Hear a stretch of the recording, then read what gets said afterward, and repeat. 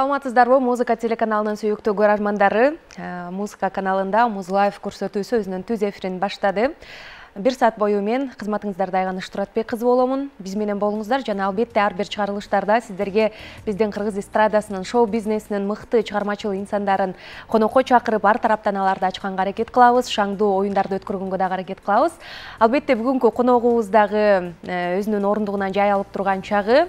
Ал менен дагы тааныштыра кетейин, шашып турам тааныштырганга дагы, анткени күткөнбүз, сонун жаңылыгы дагы бар биздин сыйлуу коногубуздун. Аны тааныштырардын алдын Роза Шакирова десем эле, ал жөнүндө бардык маалыматтар сиздерге жетет. Бүгүнкү биздин Муз Лайв көрсөтүүсүнүн коногу маданияттын мыкты кызматкери Роза Шакирова. Саламатсызбы? Саламатсызбы. Кандайсыз, жакшысызбы? Жакшы, кичине мындай назик сүйлөйүнчү, жакшы. Бирдей эле сүйлөй бергиле, айырма жок болот. Жакшы, ушинтип силерге конокко келип калдым. Себеби 28 октябрда концерт берем. Ошону айтайын деп келип калдым. Эң сон, мына ошол жаңылык менен сиздер менен бөлүшөлү дедик, урматтуу телекөрүүчүлөр. Билет кандай? Билет бүгүн ойнотпойбузбу? Билет сумкамда ойнотобуз. Ойнотобузбу? Ооба, сөзсүз түрдө ойнотобуз. Келиңиз. Шарттары кандай болсун? Алгач эле телекөрүүчүлөрдү жакыныраак олтургузуп, Роза Шакированын жандуу концертине билет алгыңыздар келсе, бүгүнкү эфирге катышыңыздар активдүү түрдө. Ооба. Кандай кылайлы? Сизге сонун жакшы суроо берген. Же болбосо, сиз жөнүндө бир фактыны айтайлыбы? Мейли кандай кызыктуу бирдемке айтып берсин мен жөнүндө ошого, кимисиз же болбосо жакшы суроого иш кылса аз көрөбүз да канча билет. Биринчиси мындай болсун анда, 2 билет ойнотолу, Ооба. Биринчи суроо, Роза Шакирова кыргыз эстрадасында, шоу бизнесте канча жылдан бери? Ооба. Ал эми экинчисине болсо, жакшы суроо берген биздин телекөрүүчүбүзгө 1 билет берели. Ооба. Анда эмесе, урматтуу телекөрүүчүлөр, сиздерди күтөбүз биздин түз эфирден. Ал эми экранда көрсөтүлүп турган номерлерге байланышка чыгыңыздар жана билет утуп алыңыздар. Бүгүн сонун сиздердинге сонун мүмкүнчүлүк болуп турат жандуу концертке барганга. Алгач эле эми албетте бүгүн концерт жөнүндө сөз баштап калдык. Келиңиз, ошол жөнүндө маек куралы кандай болот? Качантан баштап пландадыңыз? Келиңиз, сөз сизде. Өзү концертти көптөн бери эле пландап жүрөбүз, бирок мына деп датасы коюлбай туруп эле, анан сентябрдын 15-inde жана администратор Назгүл Роза срочно филармонияга келиңиз деди да. Анан бир концерт болуп атат окшойт деп боюнуп таранып жазанып барамбы? Барсам Роза бир күндү алалы деди. Ошол жерден эле. Сен кызсың го дедим да. Кайсы күндү? Бош күндү карап туруп, анан 28 бош экен. Анан ошол күндү алдык да, сентябрдын 15-inde эле алдык. Ошодон бери нормальный уйку жок. Жүрөк дүк болуп жүрөт. Анан өзү февралдарда жаз айында берейин деп аткам, бирок болбой эле нака уюштуруп салды. Анан азыр чуркап жүрөм. 15-сентябрдан бери тыным жок. Тыным жок. Концертти ойлоп, уйкуда жок, тыным да жок. Азыр деле көрдүң, бир уйкуга бир 2-3 саат уктап алайынчы деп кээде ошентип жүрөм да. 2-3 саат уктаганчалык кандай даярданып атасыз? Өзгөчө бир шоу, өзгөчө бир концертти күтүп атат окшойсуз. Өзгөчө укмуш, башкача бирдемке киргизем деп айта албайм. Болгону мен эч оркестрде ырдаган эмесмин. Мына Акмарал оркестрде ырдап атам. Онур. Элдер 5тен ырдайт экен, мен онур кылдым. Анан комуз аккордеондун коштоосунда өзүм комуз чертем да кичине. Өзүм билген 3 ырды ырдайм, анан аккордеондун коштоосунда 1 ырдайм. Анан 3-чү часть эстрадный болот. Онур ал жакта дагы. Онурдан сырткары 5 ыр жөн эле минусовка менен ырдайбыз.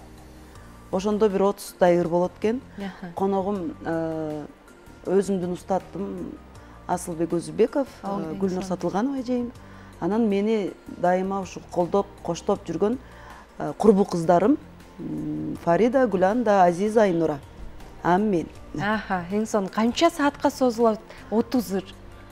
Эми фольклор, анан эстрада болуп бөлүнөт экен, Эми кандай десем, оркестр менен оперный да ырдайм. Оперный да. Эми бат-бат ырдаганга аракет кылабыз, мындай ортодо жана кудул-пудул жоктугуна байланыштуу ровно 2,5 сааттык концерт болот. Негизи максималдуу түрдө, минималдуу түрдө канча болуш керек сиздин, кандай десем, да ушул жаатта жүргөнүңүздөн? Коноктор көп болсо 3 саат болуп кетиши мүмкүн. конок аз болуп өзүң бере турган болсоң өзү 1,5 сааттык концерт берилиш керек да. Анан жанакындай чоң килтейген залда 1,5 сааттык болсо уят 2,5 сааттык кылтам мен. Ырларымды жана көмүскөдө жүргөн ырларым бар да. Тойлорго өтпөгөн ырларым бар. Бул сахнанын ырлары деп коет да, только сахнада ырдала турган. Вот ошол ырларымды мен сөз түрдө ырдашым керек деп 2,5 саатка алганбыз. Эң сон. Эң башкысы эле мен ушул оркестрде эч ырдап көрбөгөм. Ырдагам бирок жаш кезимде да. Анан студент кезде дегенде. Азыр эми онур башында ушул онур ырдайм десем, маэстро айтып калды, Роза эже чарчап калбайсызбы депчи. Анан тойдуку башка, Роза эже сахнаныкы башка болот деп. Ушинтип коркуп жүрө беремби дедим да, сахнада унутуп калам деп, ырдай берем, ырдайм дедим. Корккон нерсеге барыш керек, жасаш керек, жасаш керек да, коркуп жүрө бербейчи. Эң сон улантабыз. Азыр бизге телегөрүүчүбүз бар экен. Саламатсызбы? Алло, саламатсызбы? Саламатсызбы? Атым Мираида, Житектен чалгам. Роза эже саламатсызбы? Концертиңизге ийгилик каалайм. Анан суроого жооп берип кетейин дедим эле. Сахнада менимче 30 жылдан бери болсо керек. 30 жыл. Чоң рахмат. Мирайда айым биздин туруктуу көрөрманыбыз десек болот. Ар дайым бизге байланышка чыгып, активдүү катышып турат. Ыраазычылык билдиребиз албетте. Мен сахнада эгерде туура эмес болсо, туура эмес. Кийинкисин өтөлү эле. Бул жооп туура эмес экен, урматтуу телегөрүүчүм. Дагы сиздерде мүмкүнчүлүк бар. Кайрадан чалып, картаңыраак көрүнүшүм керек эле. Бирок жүрөк жаш болуп атпайбы? Бирок 30 жыл дегени дагы бир сыймыктанууну жаратып койдусо керек, э? Ооба. Сон оркестр менен азыр ырдап даярданып жатам деп атпайсызбы? Кандай болуп атат? Сиз корккончолук эле бар бекен? Же сиздин ойлогонуңуздан да жеңил эле болдубу? Анткени үнүңүз эми албетте айтпасак деле. Эми профессионал балдар да, оркестрдин баары. Анан эми постоянно мындай теп-тегиз соон ырдай бербейсиң да, бирде жакшы чыгат. Бирде адамдын маанайына карата болот да, үн дагычы. Кичине настроениең жаман болсо тамагың бүтүп калат бат эле. Барганда эле маэстро, Роза эже, сиздин аранжировкаңыз кандай болсо ошондой нота түшүрдүм. Кыйынчылык жок деди. Деп туруп эле башында ошо настрой менен бардым да. Анан онурда деле чарчаган жокмун да. Чарчаган жоксуз. 2ден 3дөн кайталатат сөз түрдө. Себеби жана все равно оркестрдин кыйынчылыгы бар да өзүнчү. 17 адам сен үчүн ойнойт да, сен жалгыз ырдайсың. Деп атып каласың да, кедеч кайсы жеринен кошулушуңду билбейчи. Бирок азыр жакшы, коркунучтуу сөз түрдө жана коркуу сезим болот. Себеби сахнада жана тойдогу билинбейт да.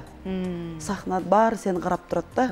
Атайын сиз үчүн келди. Анан ошон үчүн коркуу сезим бар. Жоопкерчилик десек дагы туурараак болот, э? Бир жагынан. Жоопкерчиликтен да коркуу сезим көбүрөөк да.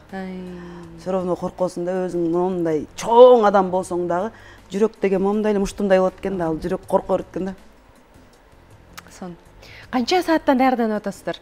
Тамагыңыз ооруп, ошол күнгө чейин Кудай сактасын. Өзүн сактанып атасызбы? Жок, сактансаң эле мен кичине эле самовнушение кетсе ушинтип калат да, лучше мен ошо күндө кандай тамак, кандай суу ичсем, ошондой эле ичип жүрөм да. Болгону бутумду кичине жылуураак кармап атам, себеби буттан кетет экен да баары. Эртең мененки 10дон саат 12ге чейин оркестр менен дайынданабыз. Саат 2ден баштап кечки 5ге чейин эстрада. Эртең менен 6да турутам. 6да туруп кичине тамак жасап баламды сабакка жиберем. Себеби бала үйдөн тамак жебесе көчөдөн барып эле жанакы эмелер жеп алат да. Ошон үчүн үйдөн тамак жасап, курсагын тойгоруп жөнөткөндөн кийин саат 7:30 болот. 8де курсагым тойгоруп туруп мен чыгып кетем. Себеби 2 саатта 10го чейин сон болуп калат. Анан филармонияга жеткенче деп распевка кылып барам.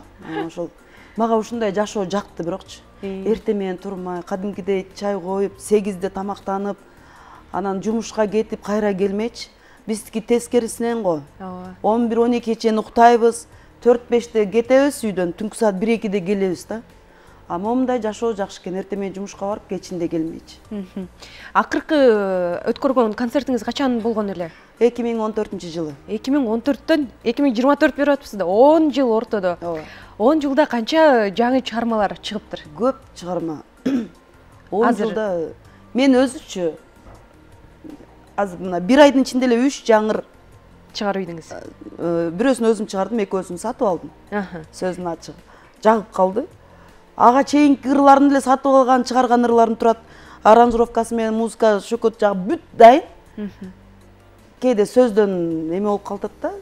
Азыр Чыңгыз Мырзаев жазып берди аябай сонун сөздү. Эми убакыт жок барып голос түшүргөнгөчү. Бирок 10 жылдын ичинде аябай көп жаңы чыгармалар элге тараганында, тарабаганында. Эми эртең ошонун 28-inde 10 жылдык отчеттук концерт болот экенде 2014-жылдан 24-жылга чейин Роза Шакирова кандай чыгармаларды чыгарды деп, э? Сон билет баалары боюнча айта кетсеңиз. Ооба, билет эмне кымбат сын пикирлер мен да угуп калдым, э? Эми мындай да, расход ошончолук болуп атат да. Расход болуп атат. Анан ар бир ырчынын өзүнүн жана жердештери, өзүнүн тууган уругу колдойт эмеспи? Жаңы чыгып атканда, мен жаңы чыккан жокмун да, уже эскирип калдым. Ошо жердештер, тууган урук деген жокмун, болгону акчаны кичине көбөйтүп коюп койдум 2000. 2000 деле мен жаңы чыгып аткандарды 2000ден коюп атат да. Ооба, чынын айтканда. 5000 десек деле 1,5 миң депчи. Ошонтип коюп койдум. Болгону ошо билет кичине кымбатыраак деп атат. Анан бирок алгандар бар, алып атат, Кудайга шүгүр. Мени чындап көрмандарым алып атат. Сон гастролдорго чыгасызбы? Дагы улантылабы? Анан Бишкекте бир эле күн болот, э, бирок. Бишкекте бир эле күн болот. Гастролдоп улантайын десем, күн суук болуп баштады. Көп региондордо эме жок, отопление жок. Анан жазда кылайынбы деп атам. Жазда бир кыдырып келейинчи 7 область. 7 областка демек. Ооба, 7 область. Ар бир областта 10 күндөн болуп кыдырып келейин деп атам. 2 күн өткөрсөң болот эле дегендер болот абы? Анткени 10 жылдан бери мүмкүн сиздин күйөрмандарыңыз да күткөндөр бар да көп. Анан мен жакындарыман эле угуп калдым, барышыбыз керек экен деп. 2 күнгө ал жетпейт. Бирок адам айтпайм, коркуу сезими көп экен депчи. Анан аябай ушул бир жакшылыкта, бир жамандыкта билинет кимдин ким экени, жаныңда жүргөн. Ушундай да аябай билинип атат. Оозум ачылып эле таң калып коюп атам да. Жазгандар болдубу, күттүк эле деп? Күткөндөр аябай көп. Кудайга шүгүр, мен барып мени колдогула дегендер башкача отношение кылды, бирок элден айланайын, эл өзү эле сонун колдойт экен да. Анан эмнеге бардым деп жиним келди да, мени колдоп койгула деп барганымачы. Эле арманымды айтып кирейин. Сон кошумча алымчаңыз барбы концерт боюнча? Дагы эмнелерди азыр айткыңыз келип турат, элдер келиңиздер деп, анткени оюнга өтөлү. Ошо келиңиздер, мен жана 10 жылдан берки ырдап жүргөн, ырдалбай жүргөн ырларымды угуп кетиңиздер деп чакырып атам деп. Сөзсүз түрдө албетте биз дагы чакырабыз, урматтуу теле көрүүчүлөр. Анан эске салып кетели, биз 2 суроо узатканбыз сиздерге. 2 билет утуп алыш үчүн. Биринчиси, Роза Шакирова канча жылдан бери кыргыз эстрадасында, шоу бизнесте, жана ошондой эле эң жакшы берген суроого дагы биз билет бергенге даярбыз. Андыктан чамдаңыздар, ага чейин биз сиз менен бир сонун ойун ойнойбуз. Сиздин тапкычтыгыңызды мондай кылып кийип алсаңыз болот. Мен айтып берем азыр. Мен точно билем. Мен батырабыз. Мен башым чоңда, бу көрдүңбү? Жөн эле мындай болуп калды. Мындай эле турса болот. Ушундай эле. Так, азыр сизде бир инсандын аты турат. Аны көрбөйсүз. Көрбөшүңүз керек. Мен окуган жоксузбу? Жок, көрүнбөйт да. Көрүнүп калышы мүмкүн болчу. Алмаштырып койдум, мен көргөн жокмун чында эле. Көргөн жоксузбу? Тет жактан көрүп койсуң, көрүп. Ал жактан дагы көрүп алдыңызбы? Жок, көрбөңүз, ал жактан. Ал жактан дагы көрбөңүз. Телевизорду дагы артка жылдырып койсоңуздар болот, урматтуу. Жок, эме все равно алыстан зрение операторлор, сиздердин жардамыңыздар керек болуп турат. Азыр да ушул сиздин кандай десем, кыргыз эстрадасындагы бир мыкты ырчы мырза десем болот. Аты жазылып турат. Сиз болсо мага ар кандай суроолорду берсеңиз болот. Ал тууралуу. Бул ким? Ырчыбы, мырзабы, эмне кылат, кайсыл жакта, кандай ырлары бар деген суроолорду мага берсеңиз. Эркекпи? Ооба. Бою кичинекей. Же чоң? Орто. Орто. Арык.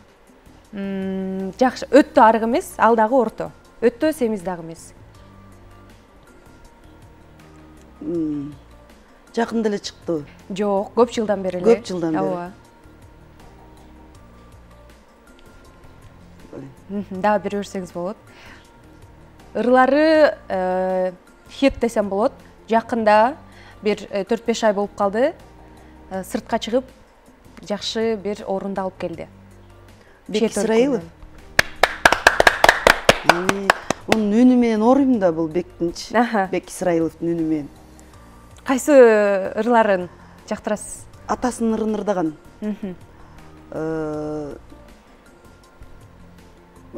Сразу ырдай албайм да жана. Кыз тууралуу ырдайт да, сонур. Негизи эле кыргыз эстрадасында кимдин ырларын угасыз көбүнчө? Адилет Азимовдун үнүн баалайм, Бек Исраиловдун үнүн баалайм. Чыныгы мындай вокалдык жактан күчтүү да. Анан Арсендин үнүн баалайм. Көп эле просто ушулардын ыры чыкканда до конца угам да. Кайсы жеринде эмени кандай алат деп мындай эме кылчы.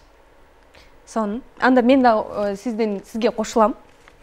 Бул жактан мен окуй тура эле болдубу? Мен дагы билбейм анткени ким жазылганын. Мен да суроолорду берем. Сиз мага айтып турушуңуз керек. Экөөбүз ойнойбуз.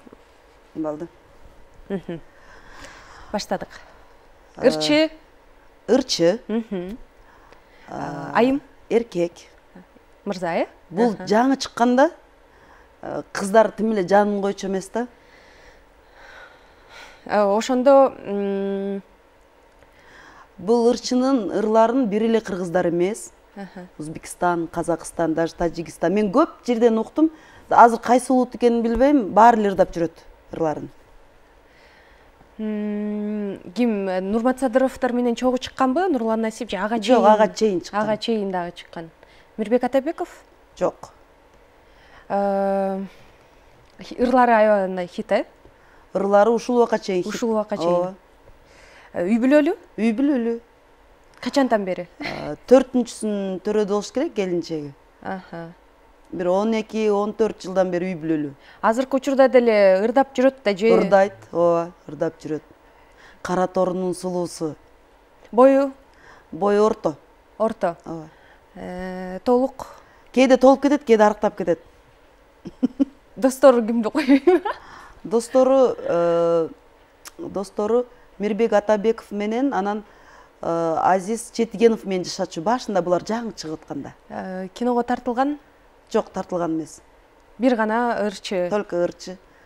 Оончу. Аранжировкада жазат. Ильяс деген эмеси барбы? Атында, фамилиясы, аты Ильяздан? Ооба, Ильяс. Ильяс Абдразаков? Ооба. Сизге дагы бирөө бар. Окуйм. Ооба, келиңиз. Мен көрсөтөйүн. Башында кандай десем, оюнга кирип алуу үчүн болчу. Анан экинчисин дагы мен сизге түшүнүктүүрөөк болуш үчүн. Баштадык. Айым.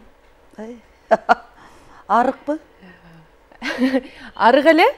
Бирок семиз көрүнөт. Жок, семиз эле, бирок кара кийинсе арык дебейсиңби? Ошол сыяктуу. Бирок аябагандай, кандай десем, толук көрүнүп атам дей берет да, бирок жакшы эле. Үнү аябагандай сонун. Сен деген жата көрө электе эле мен айткан жоксуңбу дегенсиң да. Ошондо? Менби? Жок, үнү аябай сонун деп эле кой, просто толук аяк бияк дегенден эле билдим да. Билгиз алдым ушу жерден эле. Бул Роза Шакирова өзү болчу.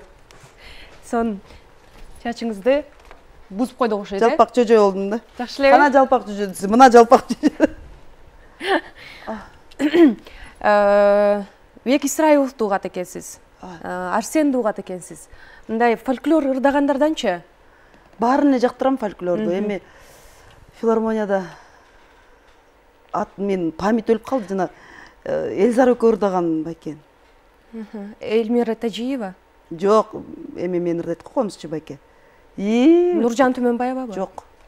Эльзар экөө таңкылайып чыгыштан аткан кезде деп Эльзар Өскөнбаева ырчы менен автандил беле? Жок. Шылса мен жакшы Токтобой Гасаналиев үнүн аябай сыйлайм фольклордон. Азыр эсте калбай калды, бирок фольклордо өтө барктайм. Жакшы, сон азыр өзүңүз жандуу ырдап баштап калдыңыз. Бир сизден жандуу ыр болсунбу? Мейли? Бир ырдап принем, онда отуруп алып. Жакшы көргөн ыр, бирок азыр мен кичине 2 саат уктадым эле го. Жөнү балам, сен чоңойдуң айыл журтка барып кел. Айлапа кандай жатат бир кабарын алып кел. Чоң атаңдын коро жайын чөп баскандыр белчеден. Чалдын сөгүн бир агартып, чар тарабын чабып кел. Айда балам жылкыңды ата баба журтуна. Ат түбүрүтү ата мүнө бир жаңырсын кыркырда. Жети атаң баскан жер, жетиси бүт жаткан жер. Мени тартпай чоң атаң тарт, журт таштабайт кыргыздан. Айда балам жылкыңды ата баба журтуна. Кудайым-ай, студияны жаңыртып тим эле жан кошуп ийдиңиз. Браво. Сон үнүңүздү мындай дайыма вокалга барып көнүгүүлөр жасап турасызбы? Негизи эле. Же бир уже вокалга баргандан кийин жок, кээде мындай аябай эми бирдемкеге дайындалсам сөзсүз түрдө распевка кылам үйдөн, күнүң эле болбойт анда. Оокат үй бүлөлүк жумуштан распевка деле жок да, болгон, мындай. Жашоо кызыктай го, мындай башка өлкөдөгүлөр аябай өзүн барктап эме кылат. Биз казаным отуп атат, десең, кээде койчой, болдучу, жөн жүрчү дегендер болот анан. Ушул эле, ушундай эле. Эми концертке мен эми күнүм распевка кылтам, үнүмдү ачайын. Эң сон. Бизде блиц опрос бар. Дароо жооп берсеңиз болот, кийин токтолуп кетебиз. Жылдыз оорусу менен ооругансызбы? Жок. Жөнөкөй базардан кийинесизби? Ооба. Тамакты жакшы жасайсызбы? Ооба, мындай жакшы да жасайм, жаман да жасайм. Инстаграм аркылуу көп акча табасызбы? Жок. Инстаграмга рекламалар бүт бекер чыгарат экенде көрсө акча тапса болот экен. Ушуга токтолоп эле. Убакытты артка кайтарууга мүмкүн болсо өзгөрткүңүз келген нерсе барбы? Көп нерсени өзгөртмөкмүн. Белек бергенди жактырасызбы? Алганды да жактырам. Бергенди да жактырасыз, бирок алганды көбүрөөк жактырасыз. Бергенди кичине тип туруп бербесең. Ай, ачыксыз да. Операция кылып келбетиңизди оңдоткуңуз келеби? 60ка чыкканда ушундай көрөм, эсли. Бирок ошол бырышып, тырышып, ошо жашка жетели деп ниет кылабыз да барыбызчы. Бирок заманын талабына карата, эсли жасаш керек болсо жазайм. Бирок 60тан кийин 18 жаш болом да. Сыр сактоого бекемсизби? Жок, сыр сактай албайм. Ошон үчүн мага ушак айтпа, сразу жаям. Кыргыз элине общий жай берем. Диета кармагансызбы? 2 күн кармайм, 3-чү күнү жана 2 күндүк тамакты кошо жеп коем да. Чакырылган жерге барбай койгон учурларыңыз болду беле? Жетишпей калып барбай койгонум болгон. Атайын эч качан барбай койбойм. Сөзсүз түрдө барганга аракет кыласыз. Макияжы жок көчөгө чыгасызбы? Күнүң эле чыгам, кечинде эле боёном мен. Иче карын жууганда алдыга билбейсиз? Билбейм, жууп көргөн эмесмин. Айына канча табасыз? Канча коротосуз? Эсептеген эмесмин, бирок август айыныкын эсептедим да, себеби үй ремонт кылып атып туруп. Эсептегенде устанын акчасын төлөдүм, эми мындай канча экенин айтпай эле коеюн. Еще үйдүн бүт ишине керектүү 3 комнаталуу үйгө ремонтко жетти да. Ремонтуна, устанын акчасына. Бирок тынбай иштедим андачы. Байына да бардым, ортосуна да бардым, өзүм окшош кедей дыйкандарга да бардым. Чыкса, ким чакырса бара бердим да. Жөнөкөй учурдачы, мындай эле эч жака кандай десем, коротпогон учурда негизи эле канча? Эсептей албайсың чындап. Чыкпайт, Кээде болбой калат, эми биздики жанакындай мамлекеттик иш эмес да. Бир ай зарплата алам дебейсиң, бир күн тоюң болсо эртеси күн жок болот, ошон үчүн эсептей албайсың да. Коротконуңузчу? Коротконум өтө жакшы корото албайм, себеби эртеңки күндү ойлойсуң да, все равно жанакындай эле да, эртең кокус той болбой калса, кармап туруш керек дегенден да. Орто коротом, өтө кымбат нерселерди көп албайм. Керектүүнү только балам үчүн кымбаттуу эмелерди алып берем. Өзүм болсо жүрө берем деп, тетиге тиктирип, буга тиктирип түшүрчү деп атам. Макияжгачы негизи эле бетке кам көрүү үчүн канча акча коротосуз? Бетиме детский крем, кичинекей балдардын кремин сүртүп кечинде өзүм сөзсүз түрдө массаж жасайм, себеби моуну көтөрүш керек.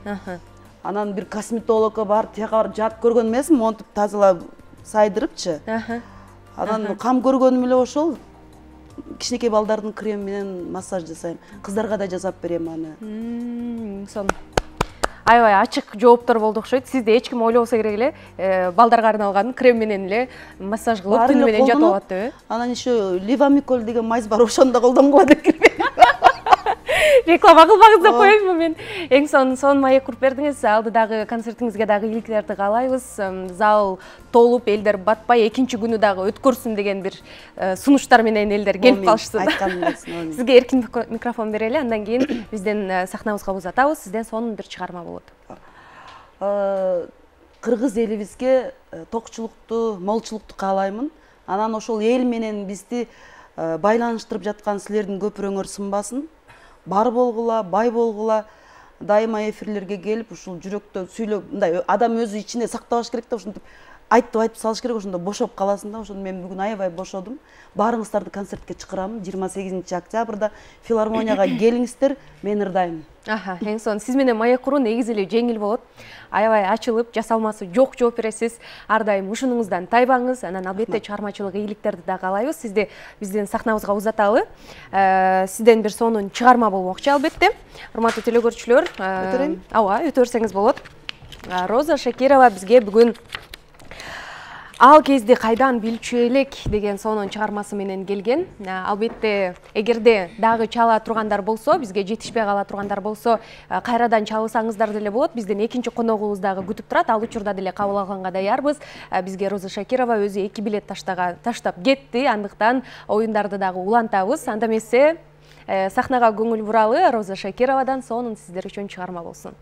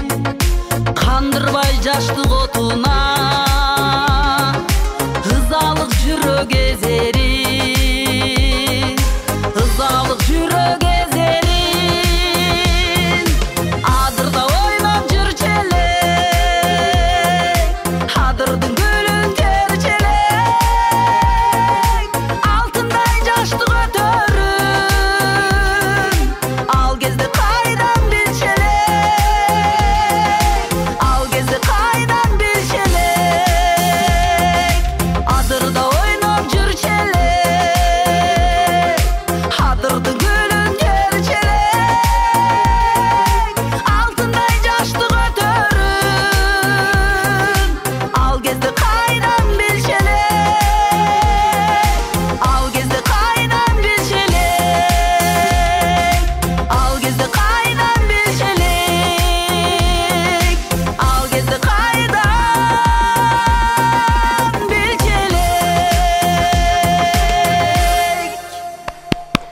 Роза Шакирова мукам үндү биздин таланттуу ырчы айымыбыз. Бар болуңуз, чыгармачылык ийгиликтерди каалайбыз.